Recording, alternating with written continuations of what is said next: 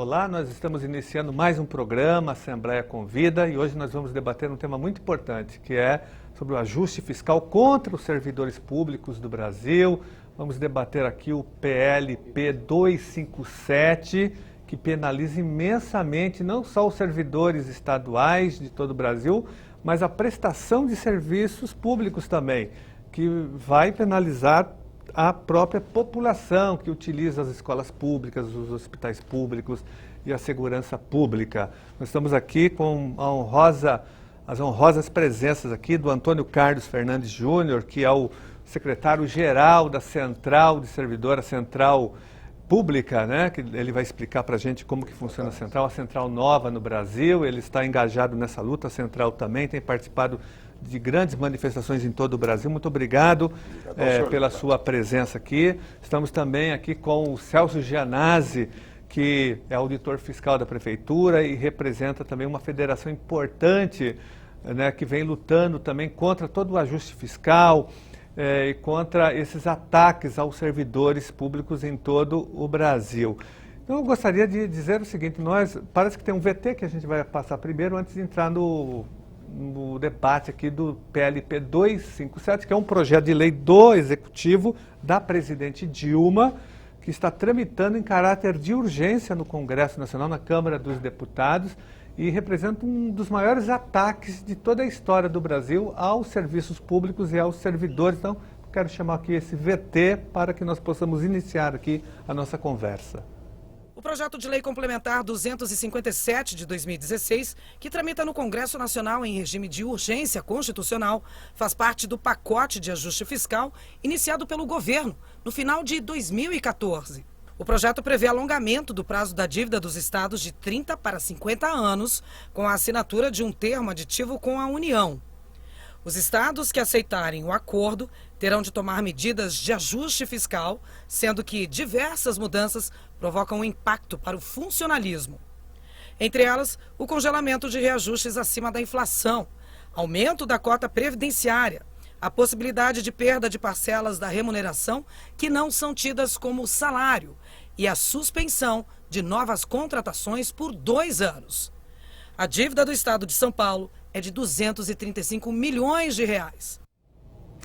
Antônio Carlos, como que vocês da Central Pública estão vendo a pública na Central dos Servidores, estão acompanhando, e como que vocês entendem os resultados perversos desse PLP 257, se ele for aprovado dessa maneira, quais serão os impactos para os servidores estaduais? Isso, deputado, é o desmonte da estrutura estável do Estado, né?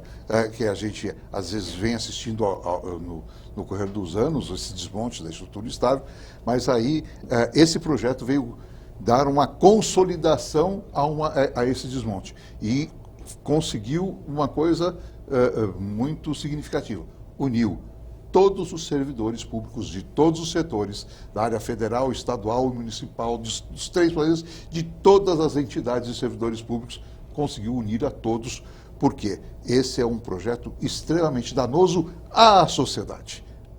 E é isso que nós estamos tentando levar à sociedade, mostrar o quanto isso é danoso à prestação de serviços públicos do Brasil.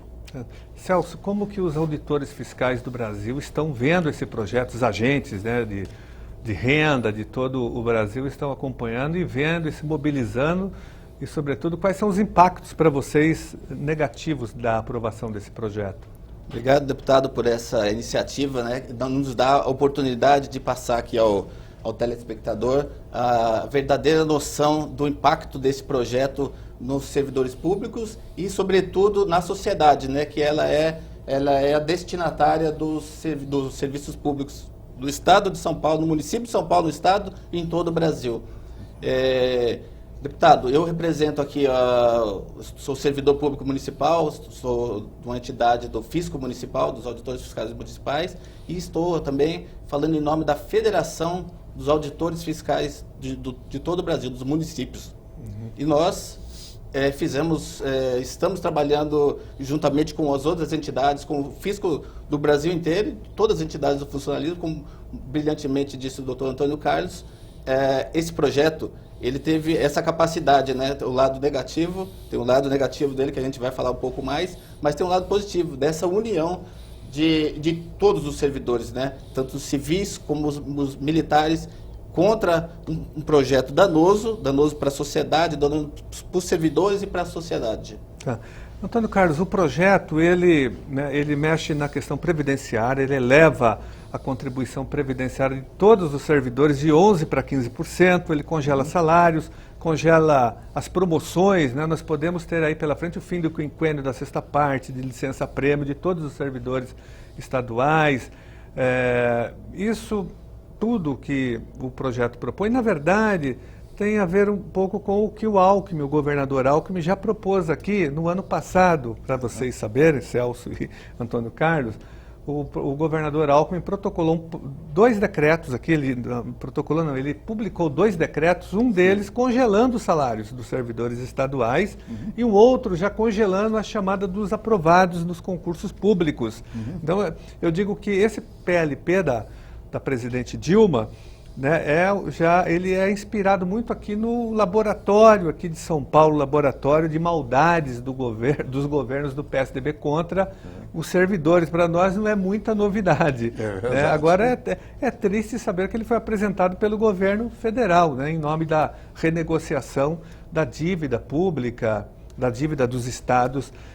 E uma pergunta, esse projeto, ele no primeiro momento, ele ataca os servidores estaduais, né? Ainda não os federais nem os municipais. Mas isso pode se alastrar. Não, isso nós temos, deputado, como o senhor bem coloca, embora o projeto, nesse primeiro momento, venha atingir os servidores dos estados, os servidores estaduais, todos temos a clara percepção de que o momento seguinte, o day after, sem dúvida alguma, é atingir os servidores federais e os servidores municipais. Tanto que essa conscientização existe de tal forma, deputado, que todos se uniram em torno da luta contra esse projeto. E aí, o senhor trouxe aqui, o governador mandou congelamento de salários. A gente costuma dizer o seguinte: o foco está errado. Salário paga impostos e gira a economia. O cancro, o que destrói a nação, é a má gestão dos recursos públicos. Salário gira a economia. Celso, você que é especialista em arrecadação, auditor fiscal, especialista em orçamento, inclusive é mestre nessa área, advogado e é mestre em tributação. Qual a argumentação que o governo está utilizando, né? E qual seria a solução? O que os movimentos estão propondo para rebater essa argumentação de que não tem dinheiro, que baixou a arrecadação do Estado? O que vocês estão propondo enquanto auditores fiscais organizados numa federação e em sindicatos? Deputado, nós estivemos em Brasília, né, nesse movimento aí contra o PLP 257 de 2016, e como o senhor bem disse, né, o embrião desse projeto, a gente percebe o embrião desse projeto mesmo sendo aqui no estado de São Paulo, né, do governador Geraldo Alckmin, e nesse momento 16 governadores se unem a presidente Dilma Rousseff e envia este projeto para a Câmara dos Deputados. Então, a gente percebe aí claramente, né, a união, nesse momento, a união dos partidos, né, no caso PSDB, PMDB e PT, para apresentar um projeto de tamanha crueldade com os servidores públicos. A nossa federação dos físicos municipais, ela tem atuado fortemente indicando, mostrando para a população, né, que os débitos que a União vai renegociar com os estados, a dívida dos estados, principalmente no caso, em primeiro momento dos estados, e como o doutor Antônio Carlos disse, vai atingir também futuramente, o próximo passo são os municípios. Há que se ter consciência que não é esse o foco, deputado. A gente pode atacar e tem condições de atacar, e a gente pode falar um pouco mais sobre isso depois. A sonegação fiscal nesse país, a evasão fiscal que não é dita, né? Não é dita a sonegação fiscal. Nesse ponto, não é combatida. Não é combatida com rigor. Não é. Poucos ou nenhum investimento temos em alguns entes da federação nessa área. O Antônio Carlos estava falando há pouco, agora, antes de entrar, da dívida pública, né, da auditoria da dívida. Verdade, então, como que você vê essa questão da dívida? Seria uma solução, uma auditoria da dívida? Como reza, está na Constituição Federal que o Brasil tem que fazer auditoria da dívida, não é isso? Esse movimento do Brasil que vocês acompanham. É verdade, deputado. O senhor colocou bem. De fato, se nós pegarmos quem se der o trabalho de assistir a uma explanação sobre a questão da dívida pública, trazemos aqui o nome da professora Maria Lúcia Fattorelli, que é deste movimento que é especialista nessa área, inclusive de renome internacional. Ela é convidada por outras nações para fazer auditoria da dívida naquelas nações. Ela fez no Equador mesmo. Ela participou. Exatamente. E então nós vemos o seguinte. Só para ter uma ideia, agora a questão a semana passada, foi o Supremo Tribunal Federal acabou de decidir sobre as dívidas de alguns estados e a revisão dos critérios das dívidas dos estados. E o famoso juro sobre juros. Né? E, com isso, os estados tiveram reduções nas suas dívidas por decisão judicial, de 47%, a alguns estados 202%. Tem estado que revista o cálculo da dívida, ele passa a ser credor em vez de devedor. Na verdade, essa dívida é para pagar os juros da dívida pública, né? O Brasil hoje, ele canaliza para o pagamento da dívida só de juros, de amortização dos juros, mais de 43% do seu orçamento, da sua riqueza, que é um desfalque imenso na riqueza brasileira. Daí não vai ter dinheiro mesmo para educação, para saúde, segurança pública, assistência. Isso tem que ser combatido e esse é o grande debate hoje no Brasil, né? Tanto mudar a política de juros, né? Nós temos que baixar os juros, como também fazer a auditoria da dívida, que é um ralo, né, que consome uma boa parte do nosso orçamento. Eu diria que é um ralo imenso, né? Sem dúvida nenhuma. Tem um rotor embaixo sugando os recursos da nação ali na dívida pública. E, permitindo só apresentar rapidamente as nossas entidades, porque todas as nossas entidades, deputado, estão de cabeça entrando na questão dessa revisão da dívida, da auditoria da dívida, auditoria cidadã da dívida. Tanto a FENALEGES, que é a federação que congrega os servidores das 5.569 câmaras municipais do Brasil, a CONFELEGES, que também nós representamos, que congrega os servidores dos poderes legislativos, dos tribunais de contas e dos órgãos de fiscalização, investigação, regulação e controle, como a pública.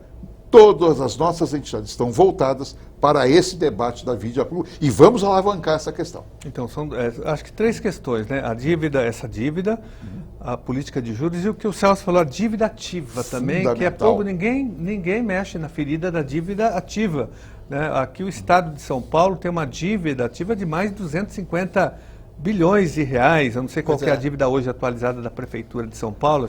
Pois é, deputado. Esse é um ponto importante. A auditoria da dívida é importante e a auditoria também e a cobrança da dívida ativa, tanto da União, dos estados e dos municípios. A gente vê, deputado, a dívida da União batendo na casa de 1,5 trilhão de reais. Dívida, nós acabamos de ver aqui, na introdução deste programa, a dívida de São Paulo, do que vai ser refinanciada, de 230 milhões, né? Bilhões, desculpa. 230 bilhões. A dívida ativa, o que é a dívida ativa? A dívida ativa é o Estado, os entes da Federação, o Estado, a União e os municípios cobram os tributos, né? Lançam o auditor fiscal, o auditor de tributos, né, tanto municipal, estadual e federal, eles lançam os tributos, né, e os procuradores, né, a função de cobrança essa função está determinada pela Constituição Federal para os procuradores. O que acontece? Nós temos aqui do Estado de São Paulo uma dívida na casa dos 300 bilhões, deputado, 300 bilhões.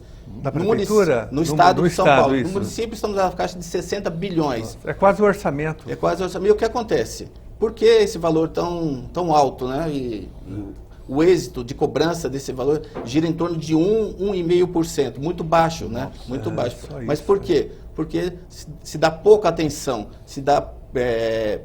essa atenção, não temos investimentos em servidores, sistemas de informática, né? Um sistema ágil de informática, e a gente perde muito tempo, deputado, entre o lançamento do tributo e a cobrança. Então, é um quadro desesperador, né? Um dinheiro que está indo embora, incentivando... Quem são os principais devedores dessa dívida? Tem um setor que deve mais, que são as grandes empresas? Isso também uma boa pergunta. É uma boa pergunta, deputado. Sei. Nós temos no caso, por exemplo, da União, e aí dá tristeza na gente, nos auditores, né? Eu falo dos auditores, né, como servidor, porque os auditores estão perto do lançamento, sabe quem são os devedores, né, diferentemente do servidor que está um pouco mais longe desse universo. Então nós temos na União os maiores devedores, e isso foi o ex-ministro Joaquim Levy divulgou uma lista dos 500 maiores devedores da União, por exemplo. Nós temos lá a Vale do Rio Doce, temos a Petrobras entre os maiores, entre os 10 maiores devedores. Então, esses são os maiores devedores e a conta vai para o servidor público. O servidor público vai pagar a conta desse ajuste fiscal com o PL 257 de 2016, deputado. Mas, ao mesmo tempo, Antônio Carlos, há uma grande mobilização dos servidores. Né? Eu queria que você falasse como que está a luta hoje contra o PLP 257. Vocês estão organizados em várias frentes, em vários estados. Eu participei de algumas reuniões aqui mesmo na Assembleia Legislativa com as entidades, mas eu sei que vocês estão correndo o Brasil com um grande movimento de resistência com os vários setores do funcionalismo público. Exatamente, deputado Janésio. As diversas entidades que estão envolvidas nesse processo estão com pontas de lança em todo o Brasil. E estamos com uma organização... E é um movimento suprapartidário, né? Suprapartidário, absolutamente... Porque do lado do governo também é um movimento suprapartidário. É verdade. Todos os partidos concordam com o ajuste contra os servidores, não é isso? Exatamente. O PMDB, o PSDB, o PT estão todos lá contra os servidores. E o movimento aqui é suprapartidário também para se contrapor ao PLP 257. E aí, deputado, eu pego bem o exemplo do Celso aqui para dizer para você, cidadão, para você, cidadã, a estrutura de Estado, e aqui está o Celso como exemplo acabado disso, tem expertise necessária para resolver os problemas e encaminhar as soluções adequadas para os problemas da nação. Que a nossa luta é para que nós tenhamos espaço adequado e que esse espaço, para nós podermos atuar, para que as estruturas estáveis de Estado possam atuar e exercitar essa expertise que eles têm em cada área de solução dos problemas do país, tá? Mas para nós conseguirmos esse espaço, nós precisamos que a sociedade abra esses caminhos através da reivindicação. Não, nós queremos que a estrutura estável de Estado exerça e coloque em funcionamento para a nação da sua expertise, nas suas respectivas áreas. Porque esse projeto de lei que tramita no Congresso Nacional 257, PLP 257, ele não prejudica só os servidores públicos estaduais, mas, sobretudo, como eu disse, os usuários dos serviços públicos, que haverá um rebaixamento, que já é ruim, da prestação de serviços, não é isso? Exatamente. A população toda vai pagar caro por isso. E assim funciona em quase todos os setores, nós estamos observando isso. Eu tenho certeza que o Celso vai poder também dizer o que acontece na área dele. Nós temos diversos setores da segurança, por exemplo, que é um fator fundamental, importante para a sociedade. É um serviço que o Estado presta à sociedade, que a estrutura estável presta à sociedade, que é o da segurança. Se o senhor pegar o quadro efetivo, né, de servidores da área de segurança, que seria o necessário, ou que era o quadro de alguns anos atrás, e ver o que aconteceu com o crescimento vegetativo da população, esse quadro de segurança não acompanhou sequer o crescimento vegetativo da população. Eu tenho certeza que ele vai poder dizer com melhor Pois é, deputado, a gente começa a observar por exemplo, nós acompanhamos aí a propositura, a discussão em torno por exemplo, da criação da CPMF, né? O quanto o governo vai arrecadar com a CPMF. Fala-se em torno de 24 a 30 bilhões, né, com a instituição, a cobrança da CPMF. A gente olha e vê essa dívida ativa da União, né, de 1,5 trilhão, com um índice de cobrança de êxito na faixa de 1%, deputado. A gente pode melhorar, o governo tem condições de equipar, fazer uma administração tributária, da Procuradoria cobrando essas dívidas, né? Combatendo o grande sonegador. A gente, se fizesse isso o governo, primeiro passo é fazer isso, nós não teríamos nem a CPMF, né? A discussão da criação da CPMF. É lógico, deputado, que esse é um caminho mais curto, é mais fácil, vamos instituir novos tributos, né? Então, aumentar um pouco mais a carga tributária desse país que já é exagerado. Então, o que a gente defende é a instituição do fortalecimento da categoria das entidades do fisco, né? Criando uma lei orgânica para o fisco, né? Por quê? Porque, deputado, a gente acompanha no Brasil inteiro, aqui em São Paulo, mas no Brasil inteiro também, a gente acompanha as mazelas de alguns prefeitos, até governadores, de não criar uma administração tributária, não ir atrás da cobrança, dos créditos e também do lançamento dos impostos, né, dos grandes sonegadores, dos grandes grupos. Então, não há esse interesse, a gente percebe isso, deputado. Você tem uma interferência política aí também, não é? Porque muitas dessas empresas financiam campanhas eleitorais, financiam prefeitos, financiam governadores, deputados, e aí se faz um pouco de corpo mole. Exatamente. E para tirar essa interferência, a gente, a FENAFIM está no Congresso Nacional diuturnamente brigando por uma lei orgânica do fisco para que seja essa interferência no ente, numa carreira típica, exclusiva de Estado, deputado, que não haja essa interferência, né? Que não se criem meios para que não se cobre essa dívida, para que não se... É uma PEC que está tramitando, um projeto de lei no Congresso? No Congresso Nacional. Então, dar garantias, autonomia financeira, administrativa e financeira, para que o fisco do Brasil inteiro, não para que cobre já da população, que já como eu disse, a carga tributária é exagerada, né, sobre do cidadão brasileiro, mas é do grande sonegador. É disso que a gente fala, das grandes empresas, dos grandes conglomerados, que inclusive, deputado, são os grandes doadores das campanhas políticas aí no nosso país. Nós só vamos fazer um rápido intervalo e voltamos aqui com esse debate importante sobre o ajuste fiscal contra os servidores públicos, o PLP 257, vamos falar das terceirizações, da reforma da Previdência, dentro de alguns instantes.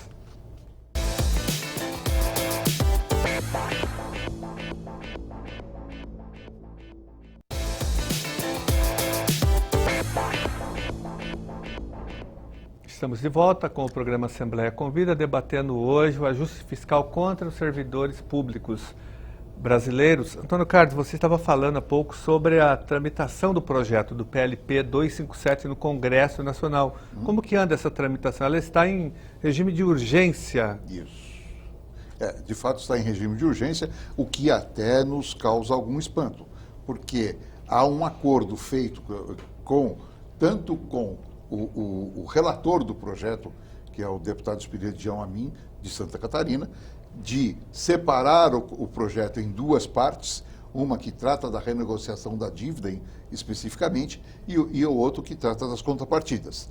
Este mesmo compromisso foi assumido pelo ministro Berzoini, também com as entidades todas dos servidores públicos, quando, visitando uma audiência com ele a semana passada, ficou decidido que ele iria fazer essa separação. Só que até agora não aconteceu, está certo que temos aí a questões outras sendo discutidas no Congresso, mas estamos atentos, quero dizer que nós estamos atentos. Eu quero aproveitar aqui esse momento e fazer um apelo à presidente Dilma, que já foi, né, já sofreu o impeachment da Câmara dos Deputados praticamente, dificilmente vai permanecer no cargo, porque né, por toda essa situação, não tem mais correlação de força, que ela retire o projeto, porque como que a presidente Dilma do PT apresenta um projeto contra os servidores? É um absurdo total. Então que ela tem a dignidade, nesse último momento, nesses poucos dias que ela tem, de retirar esse projeto que vai destruir os servidores públicos brasileiros. O senhor nos permite replicar esse seu apelo? Sem dúvida nenhuma, que ela faça, gostaríamos muito de que ela tenha replicar um esse seu mínimo apelo. de dignidade, porque o Temer vem aí com ajuste fiscal pesado,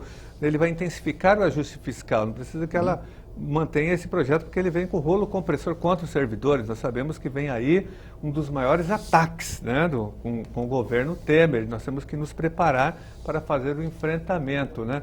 Celso, queria que você falasse um pouco sobre essa reforma uma das propostas do PLP é o aumento do desconto em folha de pagamento de 11% para 14%. Só que nós já fomos golpeados em 2003 com a reforma da Previdência. Isso. A emenda 41, a famosa e perversa emenda 41, que prejudicou sobretudo os aposentados e pensionistas, que já tem o desconto. Mas tem um movimento também da PEC 555, eu queria que você falasse um pouco sobre isso. Pois é, deputado, nós estamos já nos últimos 15 anos só atrás das pautas negativas que o governo federal, os governos estaduais e os municipais também estão impondo aí aos servidores do Brasil inteiro.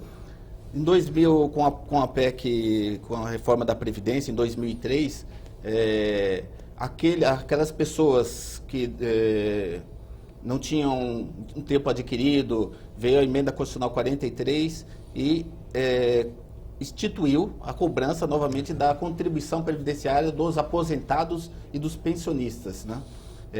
A quem já tinha uma vida longa de trabalho, de prestação de serviço público, tinha contribuído todo esse período da sua vida profissional, após se aposentar, ela veio a emenda constitucional e atribuiu a nova cobrança. Então, a partir dali, instituiu novamente, o servidor passou a contribuir.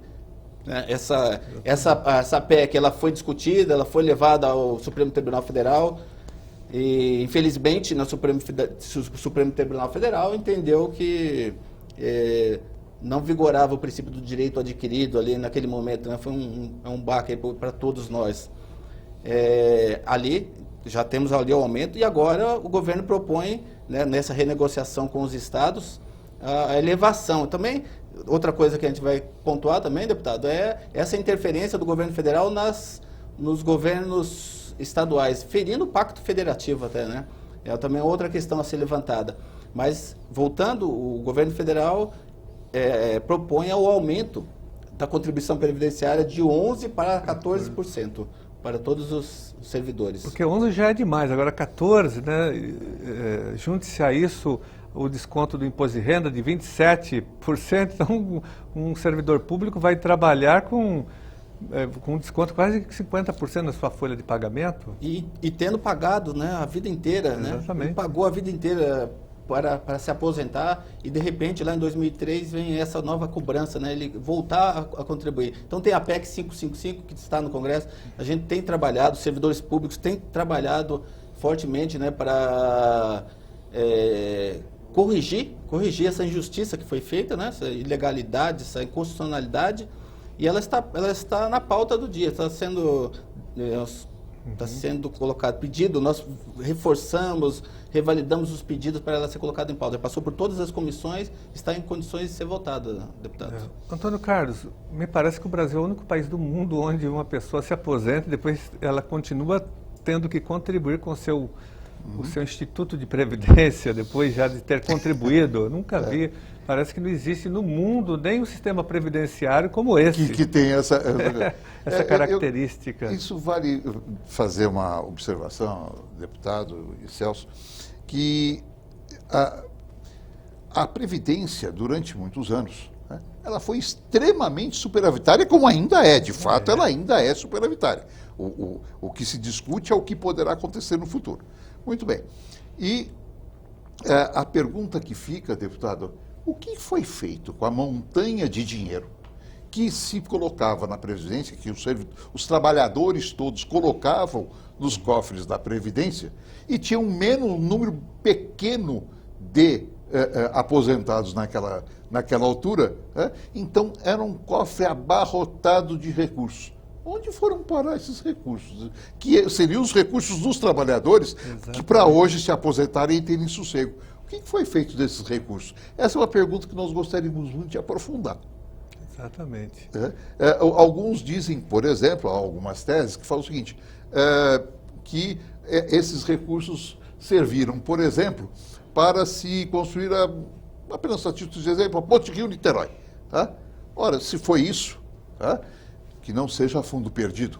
Então, a exploração do pedágio da Ponte Rio-Niterói pertence aos trabalhadores do Brasil, que devem a essa exploração do pedágio, então pertence à Previdência. Os recursos deveriam voltar para a Previdência via a execução desse serviço, a concessão desse serviço, e assim, em outros casos tantos.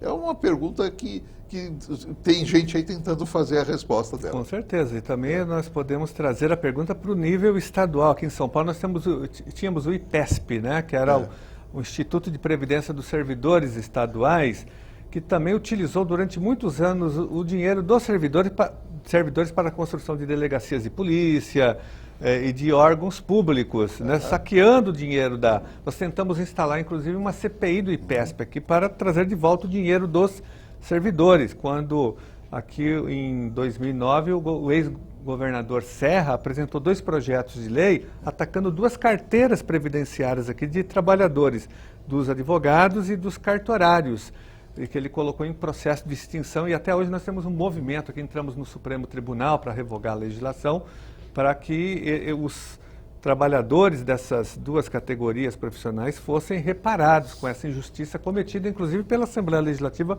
que votou a favor. Então, essa é uma pergunta que nós queremos trazer também para aqui o IPESP, né?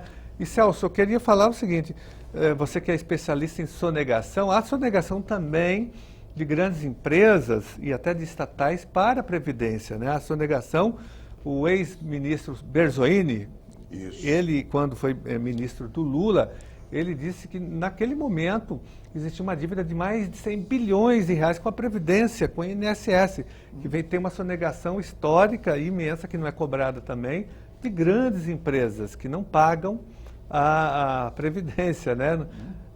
Então, como que você vê essa questão também da sonegação para o INSS? Então, a Previdência não está quebrada no Brasil, ao contrário, como muito bem disse o Antônio Carlos, né? Ela é superavitária. Acontece que tem uma grande sonegação, os trabalhadores não sonegam, mas os empresários sonegam. Deputado, eu só vou voltar àquele ponto que o senhor falou do Estado de São Paulo. Eu trago um pouquinho mais aqui para o município de São Paulo.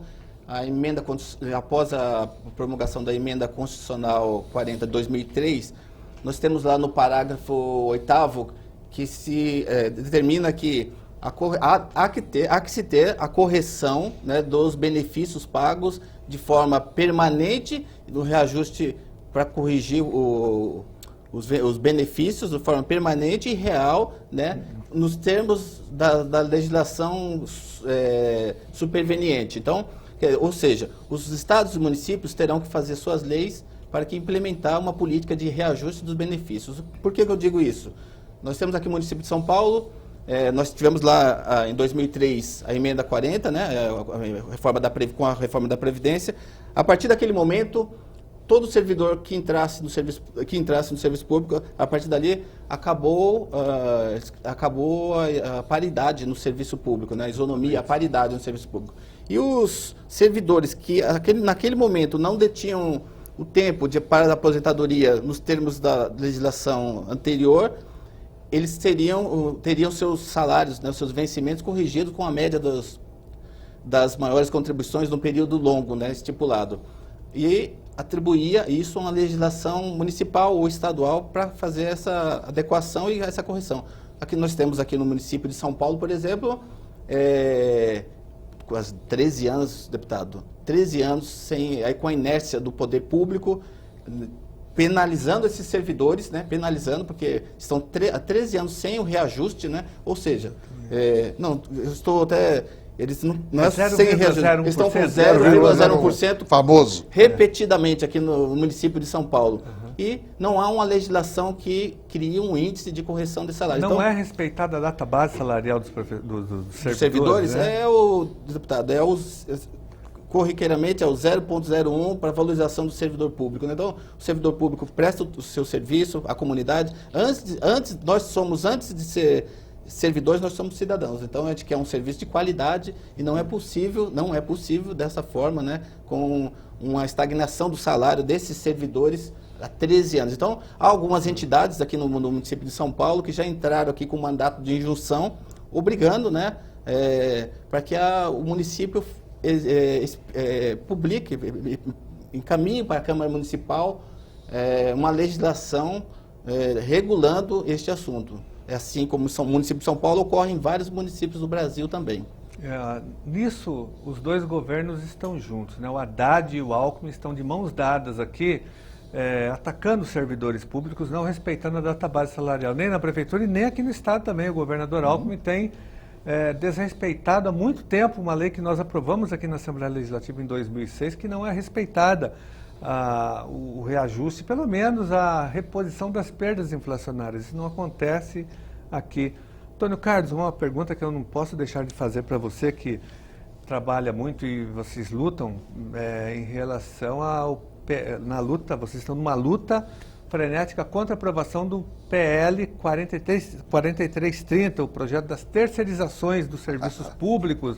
Queria que você falasse um pouco dessa luta, que é um projeto perverso que pode arruinar todos os servidores públicos do Brasil, um dos maiores ataques também feitos por essa legislatura, né? O projeto tramita no Congresso, é um projeto de um deputado, né? Isso daí, né? O senhor foi na ferida agora, deputado, que exatamente esse projeto da terceirização deu o start da criação da pública, a Central É o Sindical projeto de Servidor. um deputado do PMDB, não é? Do Sandro Mabel? Sandro Mabel. Mas que foi bastante apoiada por alguns setores, inclusive setores sindicais, tá? Que fez com que nós decidíssemos por criar uma central sindical, a pública foi criada aí. E o que nós falamos? A sociedade, nós precisaríamos muito, deputado, e que bom que surgem essas oportunidades como essa que o senhor abre aqui, para que nós discutamos com a sociedade o quanto a sociedade perde com essas matérias, né? Que são, às vezes, levadas de uma forma distorcida à sociedade, né? Mas que nós temos o dever de levar à sociedade o seguinte: gente, a sociedade perde com a terceirização. O trabalhador, de uma maneira geral, perde com a terceirização. A Previdência perde. Por quê? Porque existe uma verdadeira indústria de empresas prestadoras de serviços que surgem e desaparecem do nada, por mágica, e sonegando por completo o recolhimento da contribuição previdenciária, por exemplo, do empregador. Tá? E com isso criando vazios imensos, sem contar que isso provoca a diminuição na iniciativa privada, no trabalhador da iniciativa privada, a diminuição da sua média salarial, da sua média de ganho. Tá? Porque a terceirização vem de uma forma, que não é o caso de aprofundar agora, mas vem trabalhar fortemente para essa redução. Eu quero só complementar ainda, para não perder o gancho da sua colocação e da colocação do colega Celso, que também o senhor falou do IPESP aqui, que houve uma... Eu sou servidor público da Câmara Municipal de São Paulo, eu sou servidor municipal. Vocês contribuem com o IPREM. Com o IPREM. E o IPREM também, há anos atrás, teve um prefeito que o IPREM era superavitário também, como toda a Previdência era, e simplesmente lançou mão de 200 milhões de reais do IPREM para outros fundos, outros objetivos, e o IPREM nunca mais viu esses recursos, né? Então, nós temos que ir um pouco atrás dessas situações. Nessa linha, deputado, até complementando aqui, pegando esse gancho, a gente está de olho, né, temos o IPREM aqui no município de São Paulo, temos o IPREM, e agora o prefeito Fernando Haddad encaminhou à Câmara Municipal a criação do SampaPrev. Nós estamos, sim, ficamos estarrecidos, né? Assim, como não foi discutido, esse projeto não foi discutido com os servidores, e a gente tem feito, né, esse trabalho de acompanhamento, principalmente, deputado, na constituição dos gestores desse fundo. A gente observa no Brasil inteiro as mazelas que são feitas nos fundos, na Petros, do Banco do Brasil, em vários fundos, né, de pensão. Então, com desvios de dinheiro, com má gestão dos recursos dos servidores. Aqui, esse projeto, ele não contempla uma paridade dos representantes dos servidores. A gente vai brigar, a gente vai pautar isso na Câmara Municipal, junto aos vereadores, para defender o interesse dos servidores aqui no município de São Paulo, para que não tenhamos no futuro, né, servidores aposentados sem recursos, vai pedir ajuda a quem?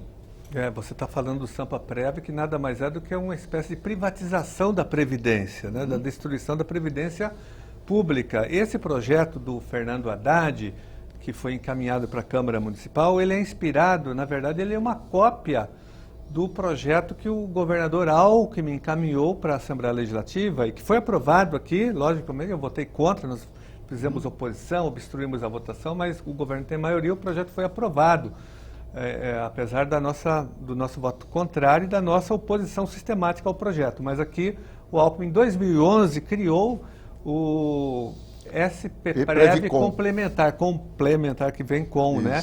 E esse projeto do Haddad é uma imitação, é o mesmo projeto. Quer dizer, o Haddad, né, que é prefeito do PT, imitou um projeto do Alckmin, pegou, copiou e jogou para a Câmara Municipal, que é um ataque, é lógico, vai esvaziar o caixa do IPREM, aqui esvazia do SPPrev. É um absurdo essa divisão e essa tentativa de privatização da Previdência. Isso vai prejudicar imensamente os trabalhadores que estão se aposentando, os pensionistas. É um dos maiores ataques aos servidores, esse processo de privatização. E nós já tivemos a emenda 20 do Fernando Henrique, que prejudicou os trabalhadores, depois veio a emenda 41, né, do Lula.